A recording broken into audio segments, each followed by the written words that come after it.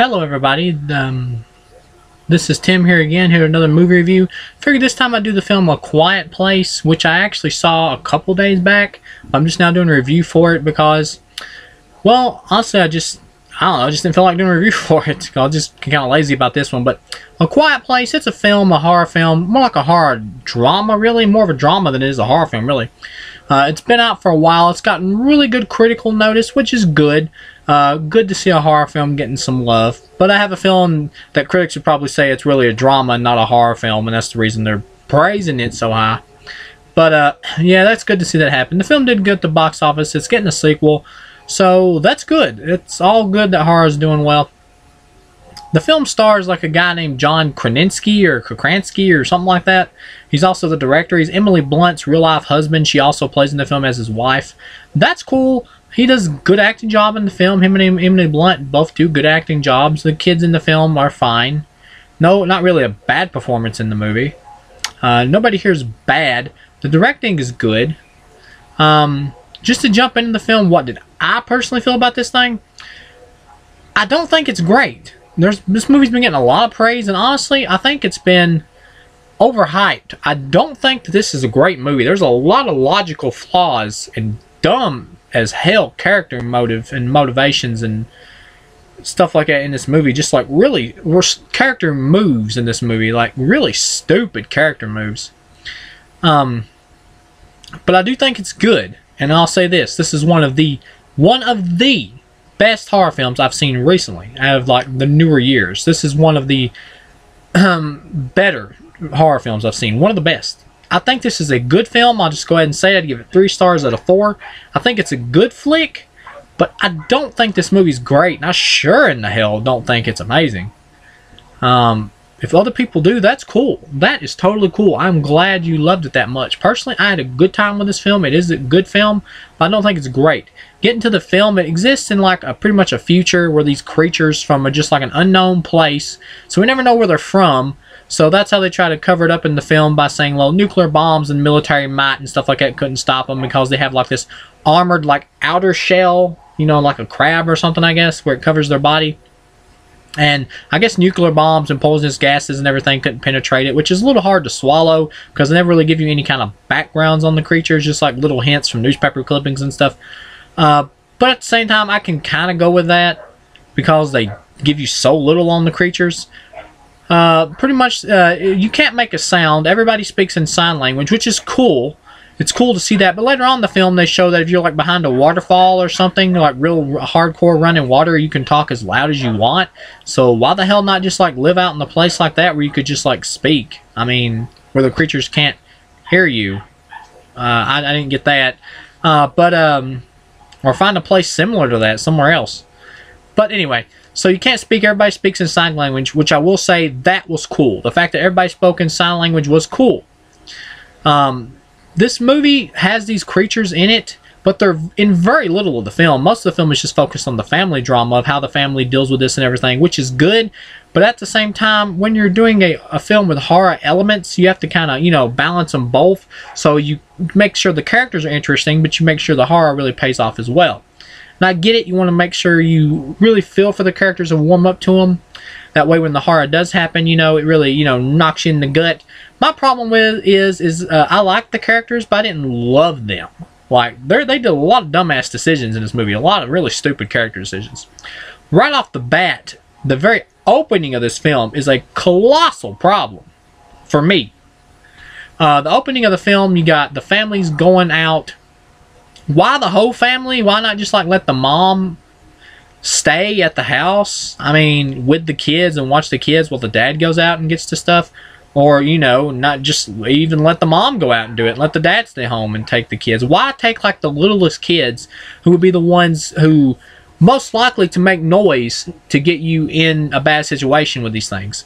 I mean, the kids they're young enough to where you could just let them stay behind, but still take them out every now and then into the woods to teach them about shit and everything.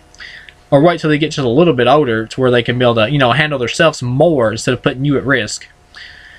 And really stupid like decisions, like the littlest kid gets left in the store alone with the sister, who just doesn't look much older, really, a couple of years maybe. And she gives him friggin' batteries to put into a remote control device so it can make really loud ass sounds when he turns it on, knowing that these creatures will attack you and eat your ass. And the parent just like walks off and leaves the two kids like in the store alone, unsupervised. She just like walks out. I know some people's gonna say like, well, you know, parents do dumb shit every now and then. Yes, that's true, but not to like the extent of this. Not real responsible parents. Like I have two kids. Okay, my wife like won't even blink or miss a beat. Will never let our youngest kid like walk anywhere alone, fucking anywhere. And in a situation like this, that would increase, like that protectiveness would increase like by like 100-fold. People who usually say, or who have that complaint, not everybody, but some, well, I mean, who say that, yeah, parents make dumb decisions. Responsible, really responsible parents wouldn't make these kind of dumb decisions in a situation like this. To me, that's trying to cover up for obvious mistakes. If other people feel differently, though, that's fine. Once again, it's just my point of view. Mine and mine alone. But yeah, it's just unbelievable. Like, seriously, like the youngest kid, honestly, like, my wife, in this situation, wouldn't even let me leave his side. And I wouldn't want to. I mean, it just makes no sense. And then when they're walking out of the place, and like walking down the road, the youngest kid, like the littlest kid, the parents have him in the main back of the friggin' line. Like the main back, with nobody watching him. Neither adult back there with him. Back there by himself. Alone. Okay, bullshit meter went from this to this. Anybody who's a parent, a loving, responsible parent, will tell you they would never let their youngest kid walk alone by himself in a situation like this. Well, even in the main, technically not alone, but in the main back of the line, that's horrible parenting. Horrible. And once again, I could let maybe one or two of these things go. Like when I first watched the movie, I was like, well, they're parents, you know, maybe they're tuckered out or whatever. They made a mistake here or there. But it happens.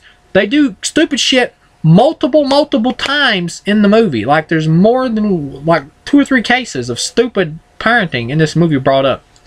You get till later in the film, the kid gets 8, so that's the drama there, because the little sister thinks the dad blames her for it, and he kind of seems like he does. But later on in the film, of course, he sacrifices himself at the end to show that he loves his kids, to save his kids' lives, which was cool. That was cool. Good arc there. The daughter walks off alone later in the movie to like prove that she can handle, you know, being out there alone, because she's deaf and like I can't remember if it's like one ear or both ears or whatever. But her dad keeps making her stay behind. But it's kind of hinted at he's making her stay behind because, you know, he kind of blames her for what happened. But I'm not really sure if that was the case in the movie. But anyway, all that shit's beside the point. Because the point I'm making here is that she goes off on her own to prove that she can do it. So right off the bat, she's disobeying her parents and going off alone. And you know that's just going to lead to trouble. And it does. So another stupid character decision. And I don't really buy that. Because in a situation like this, most kids would be shitting their pants. Even if they've had to live with it for a few years. Or get comfortable with it. I don't see how you could ever get that comfortable in a situation like this. But anyway. I mean, even if the kid wanted to prove that she could do it, like still, it's a stupid decision. And to leave the mom there alone, I mean, it's stupid. No matter which way you slice it. It's just and it's such a glitch too. That's the biggest problem. Even if it could be explained somewhat in character motives, it's a glitch. Like, oh, there goes what's his name going off on his own to put the other characters in trouble. Good job, stupid ass. I mean, I've seen that a million times.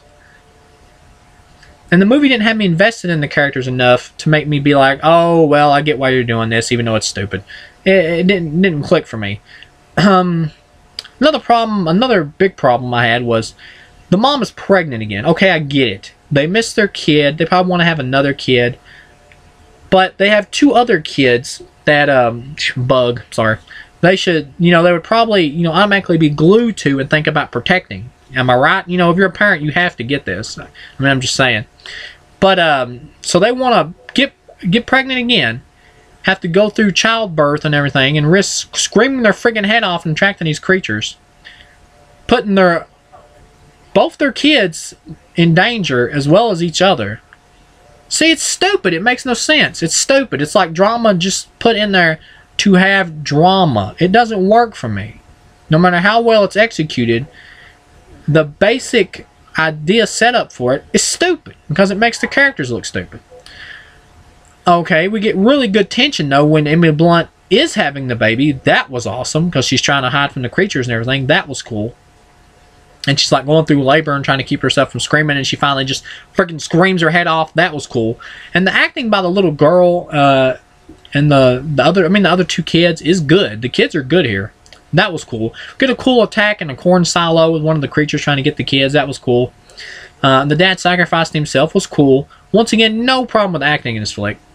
And the idea is cool, and the sign language stuff is really cool in an artistic way. And we'll get to and yet another logic problem I had. Like the frequency on the little girl's hearing aid or whatever makes the creatures like freak out, like freaking fly off. They like freak out. And I'm like, okay, picture this. The world is attacked by these creatures from unknown origins that hunt by sound. Okay, that's it. Okay, they hunt by sound. They pick up on like the slightest noise, I think, or something like that. Okay, every scientist in the world is studying this. None of them think to test like the way their hearing systems work, like what maybe sharp sounds or something, certain kind of sounds on certain frequencies might hurt them. Like, no scientist in the world thinks to test this kind of idea or figures this out. I mean, like, what are we paying you dudes for? I mean, like, seriously. That didn't make no sense. But anyway, they discover the creature's weaknesses. The dad sacrificed himself, and they crank the hearing aid up on these speakers, and or CB or whatever, and they like blow the thing's head off, cause it to start going crazy, and it opens up its metal shell, and they shoot it in the face and kill it. Cool scene. That was cool. Emily Blunt takes it out. That was good. But then we look outside and there's like a whole mountain more. There's a whole truckload more of the creatures like coming towards the house. And Emily Blunt like cocks the shotgun at the camera with a big shit-eating grin on her face, and it goes off. So it's like sequel setup right there. Sequel setup. I friggin' hate endings like that. I just wish nowadays everything has to be like a shared universe or a big franchise or something. It's like they were deliberately banking and hoping that this film would get a sequel.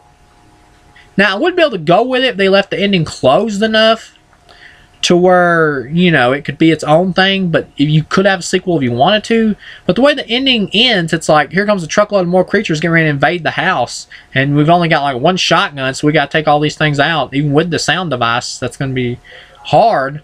So right off the bat, it's like, this is obvious sequel setup. It's coming. So, I hate endings like that. I hate it. It's like, show me an ending. Don't just like go off like, da-da, to be continued, like that kind of shit. Like with what I feel like there's more story to tell. Give me a self-contained story. Or more story to tell with the story you've presented in the film instead of spinning off ideas that you've presented. But yeah, it's just, endings like that just feel so lazy to me.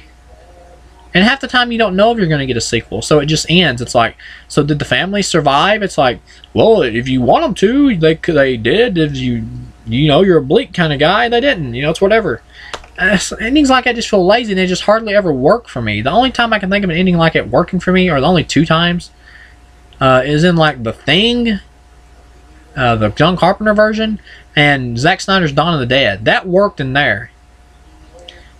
But here, it just didn't work. It just wasn't written in a way to where it paid off enough for me. But yeah, all in all, other than those big complaints I had with the film, it's well acted, well shot. The story is good. The sign language stuff is the most unique kind of thing I've seen in a horror film in a long time. The creatures are fine. They're not great, but they're designed good enough. They're fine. And the action is good, and the character drama, for the most part, is good, even though it does start to lag after a while, because I'm like, okay, character drama, more character drama, This is more of a drama than a horror movie. I'm getting bored. Need a little bit of action. Because I feel like this movie's kind of in the reverse spectrum. Like, there's certain horror movies you get where it's like, well, you got so much horror and no time to develop the characters. You know, you just wind up not caring. And in here, it's like, you got so much drama, you don't have any time to give any real scares for the most part. So it just kind of bored me. All in all, though, this is a good film. I do recommend you see it, but I do think it's overhyped. So I'd give it 3 out of 4. Good flick. I will buy this movie because I do enjoy it. I just don't love it. I'm not like head over heels with it like some people are, which is fine if you are. Because every person who watches a movie is going to get something different out of it, depending on who you are and how you feel about the film. And that's what makes us all great as individuals. But yeah, for me, this is a good film, not a great film. And I'll see you guys again with the next review.